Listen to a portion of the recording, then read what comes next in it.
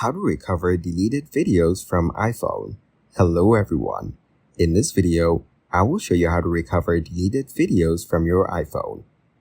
To recover deleted videos from your iPhone, download and install Debug on your computer. After that, select the data recovery mode you prefer.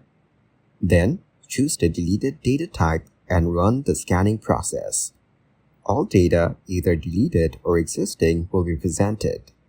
Lastly, preview and select the files you want. Click Recover and it's done. Thank you guys for watching this video. Hope you got some value. Make sure to like the video and subscribe to the channel to get notified of new videos. See you in the next one.